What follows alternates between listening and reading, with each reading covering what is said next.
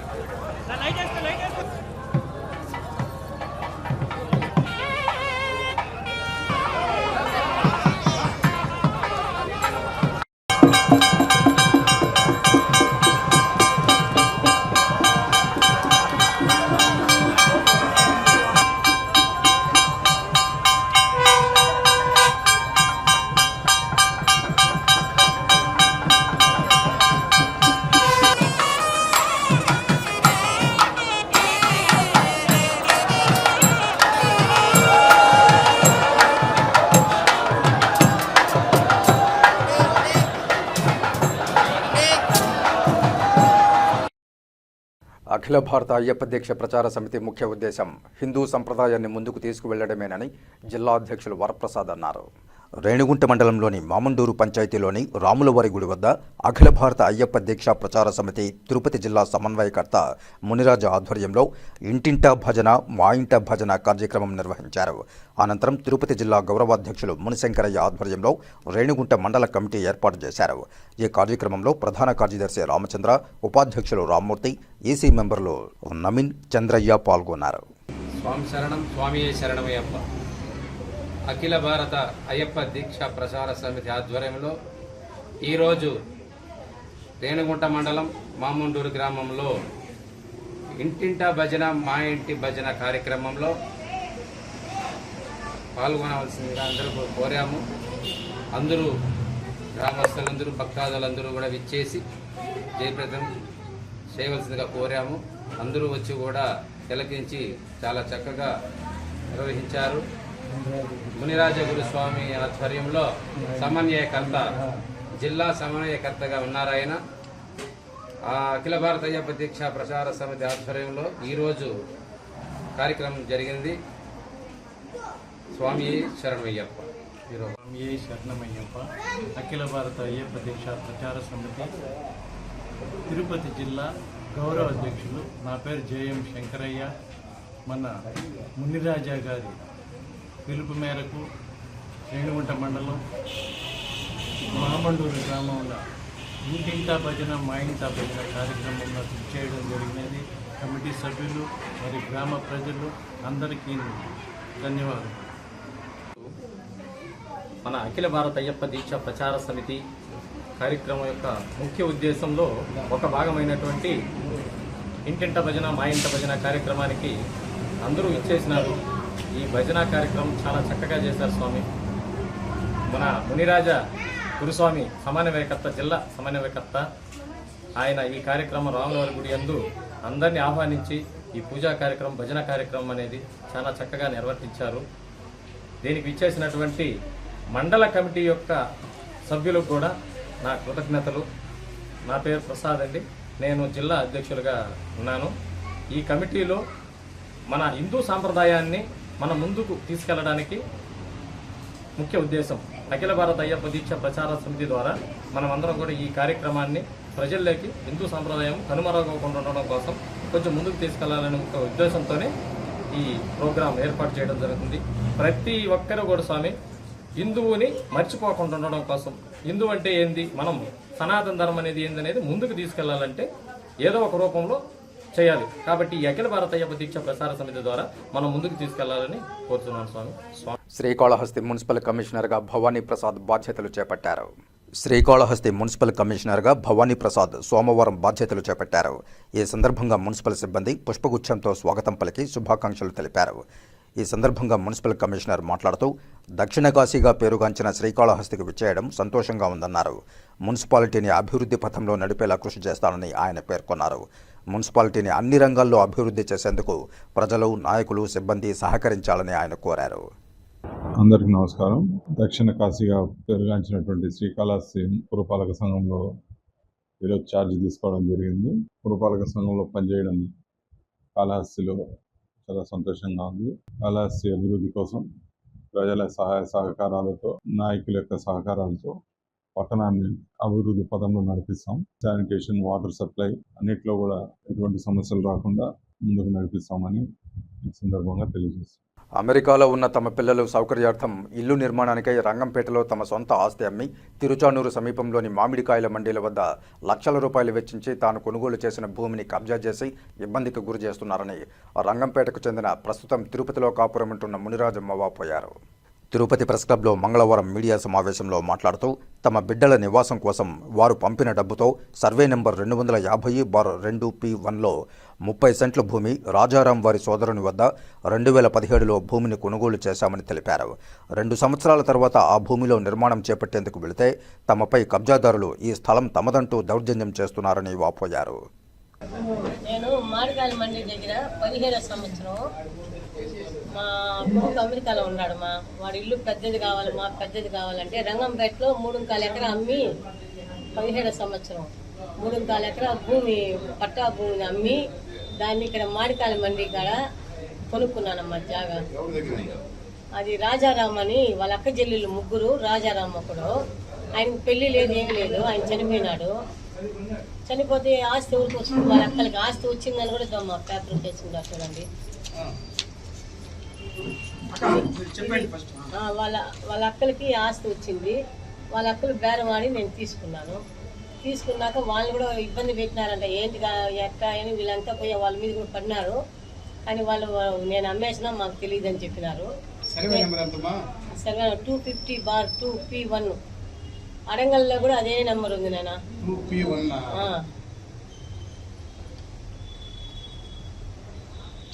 30 సెంట్లు. అది నేను ఆడికి పోయి వస్తా ఉంటే ఒకరోజు మనం ఇల్లు కట్టుకోవాలనేసి మా కొడుకు డబ్బు పంపిస్తానమ్మా, మీరు ఓపెన్ చేయండి అంటే నేను ఒక 2 ఏళ్ళు అయిపోయింది అది తీసినాక. బయట ఉన్న సంవత్సరం తర్వాత నేను పసుపు కుంకాలు ఎత్తుకొని ఆడికి పోయినాం. మా ఇంటి ఆయన నేను ఒక 10 మంది పోయినాం. పోతే అప్పుడు గణపతి నాయుడు వచ్చినాడు. నాది జాగా, మా పెదనానికి రాయించినాడు, మాది జాగా అని వచ్చినాడు. దానికి మా పెదనానికి రాయించినాడు అంటే వాళ్ళు లేదు మా ఈ సర్వే నెంబర్ మీకు తప్పు చెప్పుకుంటారు, చూడండి 250 రాజారాం వాళ్ళ అక్కల చేత నేను కొన్నాను అని అంటే, మా అంతా కాదు సాయంకాలం వచ్చి మా ఇంట్లో మాట్లాడండి, నేను చెప్తాను, ఇప్పుడు మాత్రం పని ఏం చేయొద్దు అన్నాను. అప్పుడు నేను ఇసుక తోలేసిన కాసిరాలు తోలేసిన అదంతా తీసి మళ్ళీ వాళ్ళు కట్టుకున్నారు. అందులో పైకి పోయినాం. సాయంకాలం రండి మాట్లాడతాను అన్నాడు. సరే అనేసి ఇంటికి వచ్చి మళ్ళీ అందరం సాయంకాలం పోయినాం. పోతేమో అది వీళ్ళమ్మ రాసినారు, అది మేము తీసుకునేసినాము, అక్కడికి వస్తే బాగుండదు అనేసి మాట అన్నాడు. ఇది వీళ్ళమ్మ రాసినారు, ఇది పత్రాలు అని అన్నీ నా చేతికి అంటే ఇలా నువ్వు మా పోయి అన్న చూసుకోపో అనేసి అన్నాడు. సరే మేము వచ్చేసినాం అందరూ. మా ఇంటికి వచ్చి నన్ను ఎట్టంటే అటు మాట అన్నాడు, ఏంటి గట్ట చోట తీయాలి మీరు, అమ్మ కొడుకు అనుకుంటే మీరు ఉండరు, నిదానంగా తీసుకుంటాం కదా అని చెప్పి ఆయన కొన్ని నడిచినాడు. ఆ రోజంతా కొంచెం అట్టా ఉండిపోయినా. మళ్ళీ కొద్ది రోజుల తర్వాత నేను మళ్ళీ ఆడికి పోతానే ఉన్నాను. ఆ రోజు నుంచి రోజు పోయేది చూసేది. ఆడ ఉండే వాళ్ళు కూడా అన్నాడు పెద్దాం పాపం అని. ఒకరోజు నేను అపోలోలో హాస్పిటల్లో పోయి చేరిన, ఒళ్ళు బాగాలేకుండా తల్లో బ్రెయిన్ అంతా ఇదిగా ఉంటే పోయి ఆడ 3 రోజులు ఉన్నా. 3 రోజులు పోయేసి వచ్చి 4వ రోజు వస్తే గణపతి నాడు చుట్టూ పహారు కట్టి రూమ్ వేసినారు. 4 రోజులకే గబ్బ కట్టి అంటే మా ఈదిలో ఒక ఆయన ఉన్నాడు, ఆయన పోయి చెప్పేసినట్టుగా ఉంది నేను లేదని. ఆవితోటి ఇదిలో విజయారెడ్డి అని ఈయన కట్టేసినాడు. నేను పోయి చూసి ఆడ ఏడ్చుకుంటా ఉంటే ఆడ డిఎస్పీ ఒక ఆయన కనిపించి ఏంటి మా ఏడస్థానం పెద్దామంటే నాది నాయన వీళ్ళు దౌర్జన్యంగా కట్టేసినారంటే నువ్వు పోయి ఎస్పీ కంప్లైంట్ ఇమ్మా, వాళ్ళు చూసుకుంటారన్న. మళ్ళీ నేను పోయి ఎస్పీ కూడా ఎన్ని కంప్లైంట్లు ఇచ్చినా, ఎన్ని ఎంఆర్ఓలు జరిపినా, ఎన్ని మాట కలెక్టర్ జరిపినా న్యాయం జరగలేదు. చంద్రబాబు నాయుడు జరిపినా లోకేష్కి మొన్నైతే వాళ్ళ లోకేష్ చిన్న ఆయన దినాలకి దానికి పోతే నేను అదే పనిగా లోకేష్ నైనా లోకేష్ అదమ్మా నేను చూస్తానమ్మా అన్నాడు స్టేజ్ మీదే. సరేలే అన్న. చంద్రబాబు నాయుడు మేము చూస్తామన్నాడు. పోతా ఉన్నాను వస్తానని విజయవాడకి 10 మాటలు పోయినాయి. ఇప్పటికి గవర్నర్ కూడా కలిసినానమ్మా నేను. గవర్నర్ కలెక్టర్ ఆఫీస్ పంపించాను అన్నాడు. కలెక్టర్ ఏం చేసినాడు? ఏం చేయలే. ఇంకే గవర్నర్ చేతికి పోయినా ఎవరి చేతికి పోయినా అంతే కదా. సీఎం చేతికి పోయినా నైనా ఇట మరిగి నాని అన్నకి చెప్పినాడు సీఎం. రోడ్డు షో వచ్చినప్పుడు గోపాల్ రెడ్డి చూడన్నాడు మా ఊర్లో. అప్పటి నుంచి నాని చేత తిరగతానే ఉండదు. ఎంఆర్ఓ రాలేదు, పోలీసు వాళ్ళు మారాలి, ఇటు మారాలి చెప్తానే ఉన్నాడు. పోయిన సంవత్సరం ఇదే టైంలో వినాయక చవితి ముందు గుంతలు పడుతున్నాడు ఈ జాగాలో. నేను పోయి ఇది మా జాగా అని నేను జేబీతో మాట్లాడినా. ఏడమా నీ జాగా అని వాళ్ళ పని వాళ్ళంతా ఎత్తి ముసలాన్ని ఏ రాదు గుంతలో పూడ్చారా మళ్ళీ చూస్తామని వాళ్ళు దౌర్జన్యంగా నా మీదకి వచ్చినాడు. మళ్ళీ అటు కాదని దాంట్లో ఒక అతను పోయి నీ పత్రాలు తేబమ్మా చూస్తాము మాట్లాడతాము అన్నాడు. నేను గబగబా ఇంటికి వచ్చి పత్రాలు ఎత్తుకోపోయాను. నేరుగా జేబీ జాత ఎత్తుకుని మీద కూర్చొని పెట్టినాడు. జేబీ ఏం కాదు ఏరా మేము ఎవరు అని అన్నాడు. లేదు నాయన నేనే నీ సెల్లులో ఉండేది నేనేమా, అప్పుడు ఇంతలా ఉన్నాను, ఇది తీసుకొని ఇట్ అయిపోయినాను ఆయన. నేను జేబీతోనే చెప్పినాను. పెద్దామే ఇప్పుడు ఏం మాట్లాడద్దు, దాని విషయం వదిలేయి, నీకేమైనా హెల్ప్ చేస్తా నేను అన్నాడు. నాకు ఇంకేం హెల్ప్ చేస్తాడు నాయన, నేను అడిగింది దాన్ని వదిలేస్తే నేను నాకేం హెల్ప్ చేస్తాడు? సరే అనేసి నేను పోతాను. నువ్వు ఎక్కువ అరస్తే జైల్లో 20 ఏళ్ళు పెడతా, నీ కాలం ఆడే అయిపోతుంది అన్నాడు జేబీ. 20 ఏళ్ళు నా కాలం ఆడే అయిపోతుందంట. అంతకుముందు గణపతి నాయుడు చిత్తనూరు పోలీస్ స్టేషన్లో 18లో నన్ను ఒక రోజంతా కూర్చొని పెట్టినాడు, బెదిరించినాడు.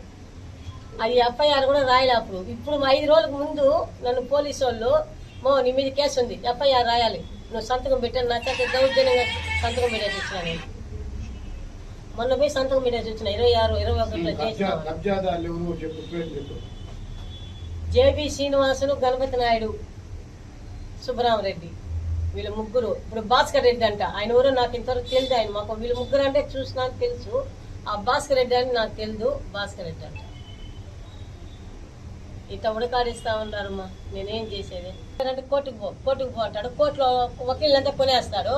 ఆ వకీలు ఒక కట్టెత్తి ఇచ్చేస్తాడు. ఇంకొక చదువుపోతే ఇదే పనిలో ఉంది. 7 ఏళ్ళ నుంచి కట్ట అట్లా జరగలేదు. కరెంట్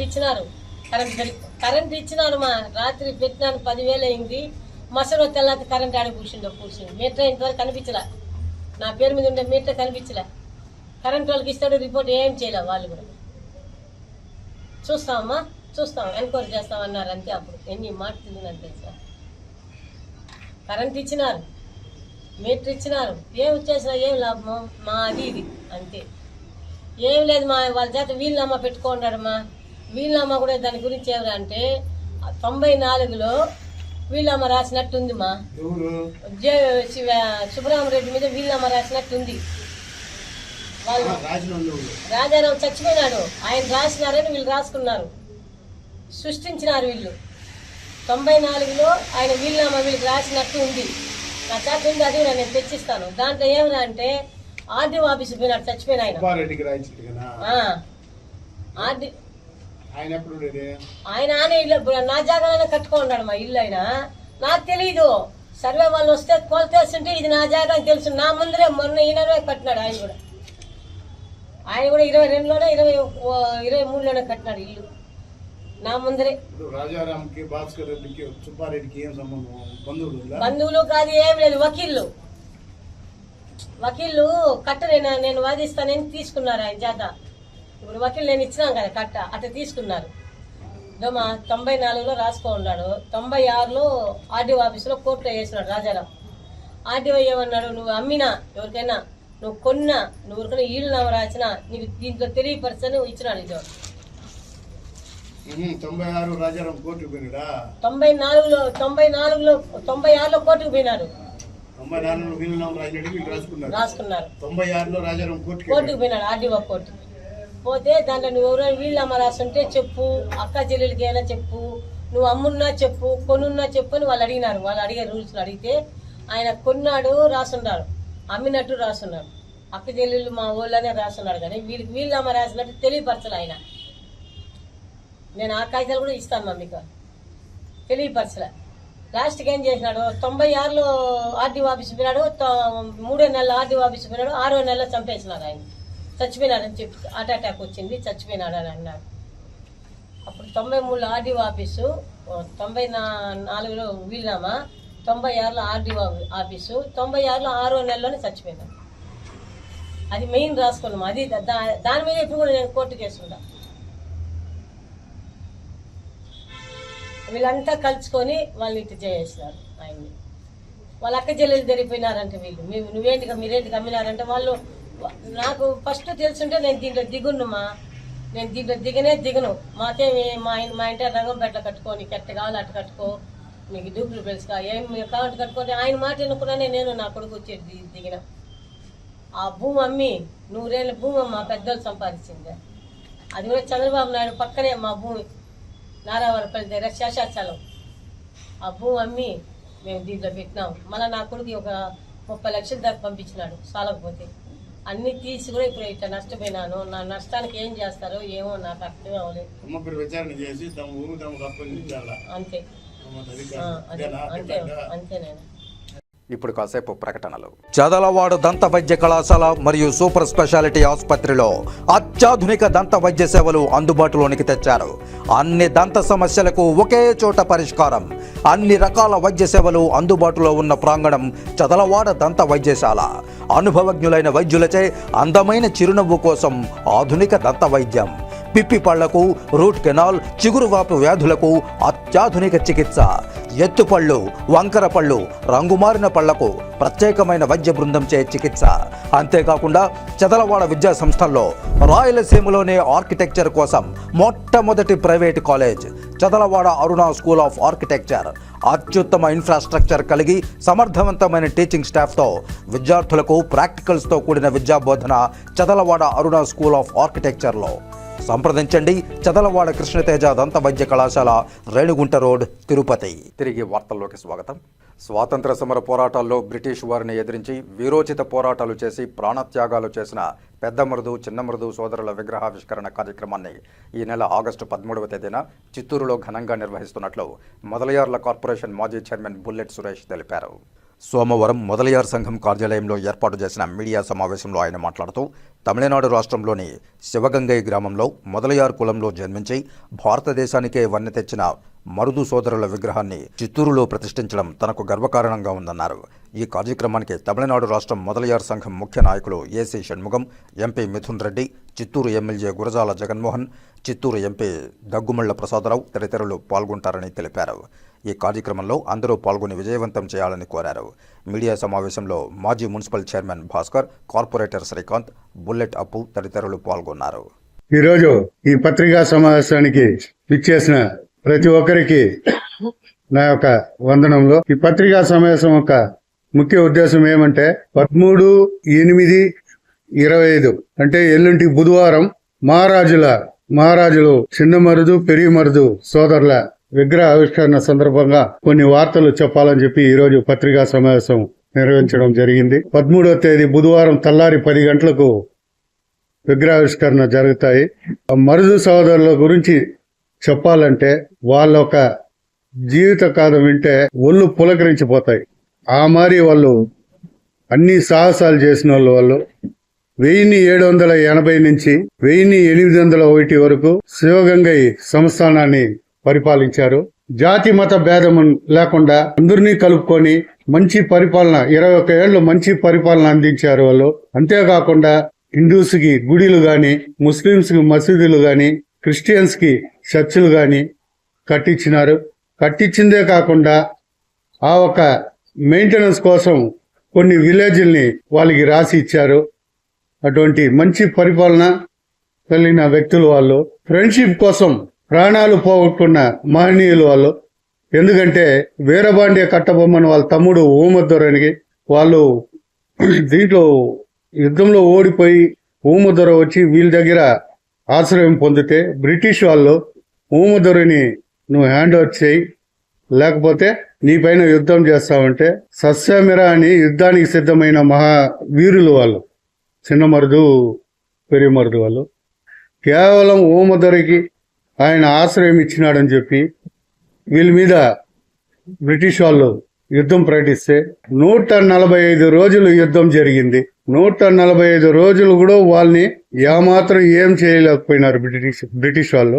లాస్ట్ కు ఆయనతో పాటు కొంత పక్క రాజా వాళ్ళు బ్రిటిష్ వాళ్ళతో కుమ్ముకై నువ్వు ఆయన ఎంతో ప్రేమగా కట్టిన కాలేయర్ కోయిల్ అనే ఒక గుడి గోపురాన్ని మేము పగలగొడతామని బ్రిటిష్ వాళ్ళు చెప్పినప్పుడు ఆ గుడి ఎప్పటికీ ఉండాలని చెప్పి ఆ గుడి కోసం వచ్చి అన్నదమ్ములు ఇద్దరు సరెండర్ అయ్యి మనం అనుకుంటా ఉన్నాం 1919లో జాలియన్ వాలాబాగ్ ఇది అదే ఘోరమైన సంభవం అండి. దానికంటే ఘోరమైన సంభవం 1801లోనే వీళ్ళ ఒక మరుదుబాండి చిన్న మరుదు పెరుగు మరుదు వాళ్ళ ఒక బంధువుల వర్గాన్ని ఒకే రోజు దగ్గర 543 మందిని ఒకే రోజు ఉరి తీయడం జరిగింది బ్రిటిష్ వాళ్ళు. అంత వీరోచితంగా పోరాడిన వాళ్ళు. కొద్ది రోజులు నార్త్ ఇండియన్స్ మన సౌత్ ఇండియన్ హిస్టరీని అట్లే అంచినారు. ఎంతదా హిస్టరీ అంచినా అది బయట వచ్చేటప్పుడు వచ్చిదా తీస్తుంది.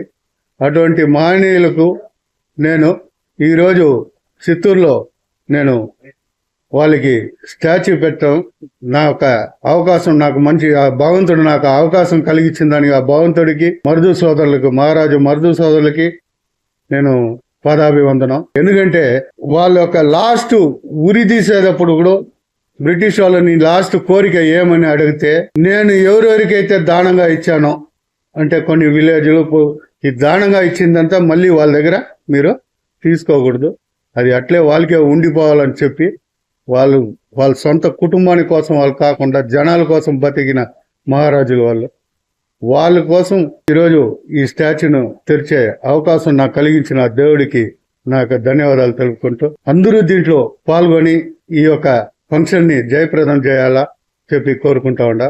ఇందులో చీఫ్ గెస్ట్ గా ఏసీ షణ్ముగం తమిళనాడు మా మోయిలార్ కులస్తుల ముఖ్య నాయకుడు ఆయన, ప్లస్ మన మిథున్ రెడ్డి గారు, మరియు మన చిత్తూరు ఎమ్మెల్యే గురుజాల జగన్మోహన్ గారు, మన చిత్తూరు ఎంపీ ప్రసాద్ గారు, వీళ్ళందరూ కూడా ముఖ్య అతిథులుగా పాల్గొంటున్నారు. ఇదే కాకుండా ఇంకా చాలా మంది చీఫ్ గెస్టులు ఉన్నారు. ఈ యొక్క ఫంక్షన్ ని అందరూ కలిపి జయప్రదం చేయాల్సిందిగా అందరినీ కోరుకుంటూ థ్యాంక్స్ అండి. నగరిపేటలో నిర్మిస్తున్న వినాయక స్వామి వారి ఆలయ పనులను నగర ఎమ్మెల్యే భానుప్రకాష్ అడ్డుకోవడాన్ని నిరసిస్తూ నగరి తెలుగుదేశం పార్టీ సీనియర్ నాయకులు రామానుజం చలపతి, లతా ఉమాపతి ఆధ్వర్యంలో చిత్తూరు జిల్లా కలెక్టరేట్ ఎదుట మహిళలు చంద్రబాబు నాయుడు చిత్రపటంతో వినూత్న రీతిలో నిరసన చేపట్టారు. ఈ సందర్భంగా రామానుజం చలపతి మాట్లాడుతూ నగరిపేటలోని ఆగిపోయిన ఆలయ పనులను 2024 ఎన్నికల్లో చంద్రబాబు నాయుడు ముఖ్యమంత్రిగా బాధ్యతలు చేపట్టిన తర్వాత తిరిగి ఆలయ నిర్మాణం చేపడతామని, అందుకు స్వామివారి ఆశీర్వాదం కావాలని కాణిపాకం వినాయకునికి మొక్కుకోవడం జరిగిందన్నారు. కాణిపాకం వినాయక స్వామివారి ఆశీర్వాదంతో చంద్రబాబు నాయుడు ముఖ్యమంత్రి అయ్యారని తెలిపారు. కాణిపాకం వినాయకుని మొక్కు తీర్చుకోవడానికి గాను ఇంటింటికి చందాలు వేసి గ్రామంలోని ఆలయం నిర్మిస్తూ ఉండగా తహసీల్దార్ ఆలయ పనులను అడ్డుకున్నారన్నారు. దీని వెనుక ఎమ్మెల్యే భానుప్రకాష్ హస్తముందన్నారు. దీనిపై జిల్లా అధ్యక్షులు సిఆర్ రాజన్ స్పందించి విచారణ జరిపి ఆలయ నిర్మాణం అడ్డుకున్న వారిపై చర్యలు తీసుకోవాలని డిమాండ్ చేశారు. 2004లో అప్పటి చిత్తూరు జిల్లా కలెక్టర్ అయిన గిరిధర్ గారు మా నగిరిపేట గ్రామంలోని పాఠశాలను సందర్శించి మెచ్చుకొని ఇందిరా ఆవాస్ యోజన పథకం కింద 42 ఇండ్లు మంజూరు చేశారు. ఆ 42 ఇండ్లు ఉన్న వీధిలో మేము ఒక వినాయకుడి గుడి కట్టాలని అప్పటి అధికారుల యొక్క ఎరుక అనుమతితో పునాదులు వేశాము. ఆర్థిక ఇబ్బందుల దృష్ట్యా ఆ వినాయకుడి గుడి ఆగిపోయింది. 2023లో మేము కాణిపాకం వినాయక గుడికి వెళ్ళినప్పుడు 2024లో తెలుగుదేశం పార్టీ గెలిచి చంద్రబాబు నాయుడు ముఖ్యమంత్రి అయితే ఆగిపోయిన గుడిని మరలా కడతామని మొక్కున్నాము. ఆ ప్రకారం 2024 ఎన్నికల్లో చంద్రబాబు నాయుడు గారు ముఖ్యమంత్రి అయ్యారు. తెలుగుదేశం పార్టీ పాలన వచ్చి 1 సంవత్సరం పూర్తయిన సందర్భంగా ఇటీవల గ్రామంలో అందరి దగ్గర చందాలు తీసి మేము గుడి పని ప్రారంభించాము. గుడి పని ప్రారంభించగానే నగిరి తహసీల్దార్ కార్యాలయం నుంచి 2 అధికారులు వచ్చి ఆ గుడి పని ఆపించారు. వెళ్లి తహసీల్దార్ గారిని అడిగితే మీ గ్రామానికి చెందిన 4 వచ్చి కొంతమంది సంతకాలతో ఒక అర్జీ ఇచ్చారు, ఆపేయమన్నారు అన్నారు. తీరా చూస్తే ఆ అర్జీలో ఎక్కువ భాగం ఫోర్జరీ సంతకాలు, దొంగ సంతకాలు, అబద్ధపు సంతకాలు. తర్వాత మేము గ్రామంలోకి వెళ్ళి మాకు ఈ గుడి కావాలని చెప్పి ఎంఆర్ఓ గారికి 105 మంది గ్రామస్తుల ఒరిజినల్ సంతకాలతో అర్జీ ఇచ్చాము. మాకు తెలిసింది ఏమంటే అర్జీ ఇచ్చిన ఆ 4 వ్యక్తుల్లో 2 టీడీపీ వారు, 2 వైసీపీ వారు. దీని వెనుక మా దౌర్భాగ్యం, మేమెవరైతే ఓట్లేసి గెలిపించామో నగిరి ఎమ్మెల్యే యొక్క పాత్ర ఉందని తెలిసింది. ఇది నిజంగా చాలా శోచనీయం. హిందువులుగా మేము గుడి కట్టడం ఏ విధంగా నేరమో చిత్తూరు జిల్లా కలెక్టర్ వారు నిర్ణయించాలి. అదేవిధంగా చిత్తూరు పార్లమెంట్ తెలుగుదేశం పార్టీ అధ్యక్షులైన సిఆర్ రాజన్ గారు, చంద్రబాబు గారు ముఖ్యమంత్రి అయితే గుడి కడతామని తెలుగుదేశం శ్రేణులుగా మేము మొక్కు తీర్చుకోవడం ఏ రకంగా పాపమో తగు విచారణ చేసి ఎంఆర్ఓ గారికి అర్జీ ఇచ్చిన వ్యక్తులు ఇది ఆపమన్న నగిరి తెలుగుదేశం పార్టీ ఎమ్మెల్యే వీళ్ళు ఏ పార్టీ వాళ్ళు? వీళ్ళు తెలుగుదేశం పార్టీ వాళ్ళ లేదా తెలుగుదేశం పార్టీ ముసుగులో ఉన్న వేరే పార్టీ మద్దతుదారుల అన్న విషయం తేల్చాలని ఈ సందర్భంగా సవినయంగా కలెక్టర్ గారికి సిఆర్ రాజన్ గారికి విన్నవిస్తున్నాం. ఈ వార్తలు ఇంతటితో సమాప్తం. రాత్రి 8:30 గంటలకు ప్రసారమయ్యే సిటీ కృష్ణతేజ వార్తల్లో మళ్ళీ కలుసుకుందాం. అంతవరకు సెలవు. నమస్కారం.